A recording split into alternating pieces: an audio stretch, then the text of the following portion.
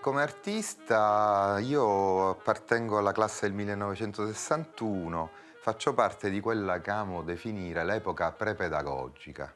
e quindi mi considero un artista prepedagogico. Lo sono ancora di più forse della media di tanti altri amici miei, in quanto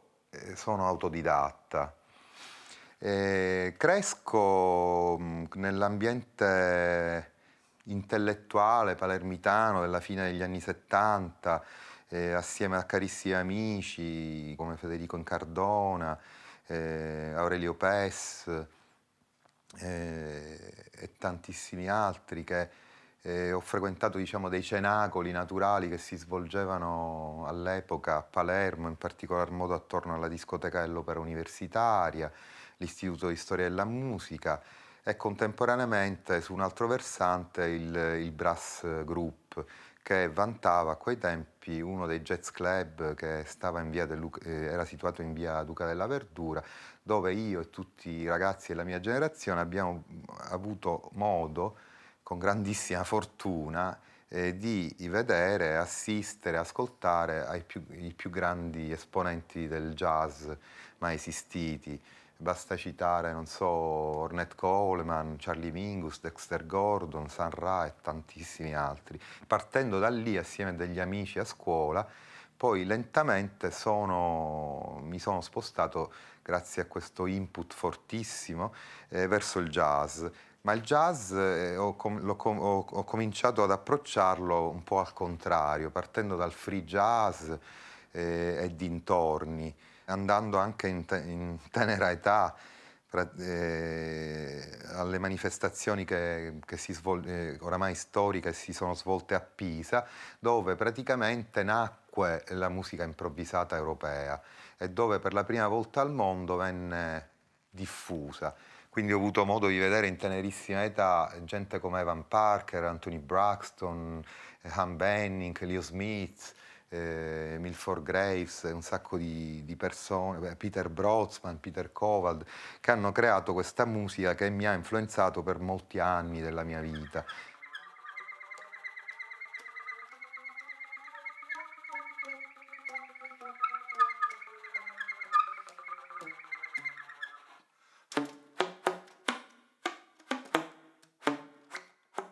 Successivamente mi ero trasferito a New York, avevo avuto modo anche di frequentare la Factory, conoscere Andy Warhol, Basquiat, Keith Haring, per quanto riguarda le arti visive, suonare, frequentare il CBGB, lo SNAFU, la Roulette, insomma luoghi dove sono state create forme musicali particolarissime.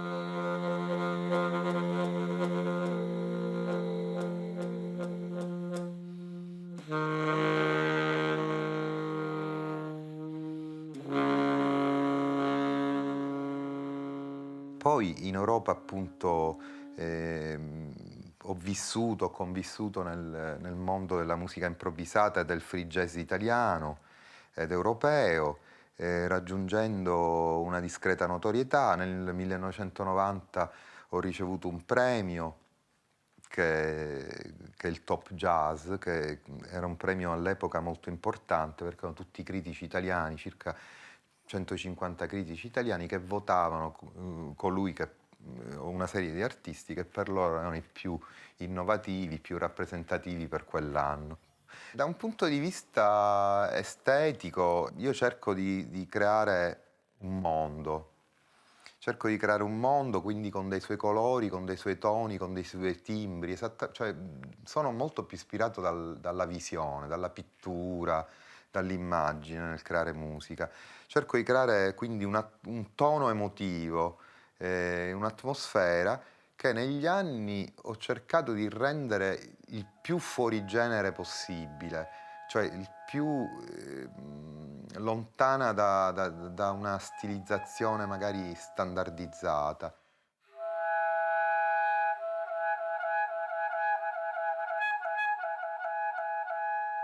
questo vale non solo per i suoni, ma anche per le formule, perché per esempio credo di essere stato tra i primi, insieme chiaramente ad altri nomi storici come Trovesi, Evan Parker, Anthony Braxton, avere praticato intensamente, o Steve Lacy, intensamente come forma espressiva, per esempio il sax in solo. Ognuno ha scelto la sua via, io sono arrivato anche con delle influenze particolari a cercare di creare delle illusioni polifoniche, che è stato proprio un intento programmatico e spero e credo di esserci riuscito.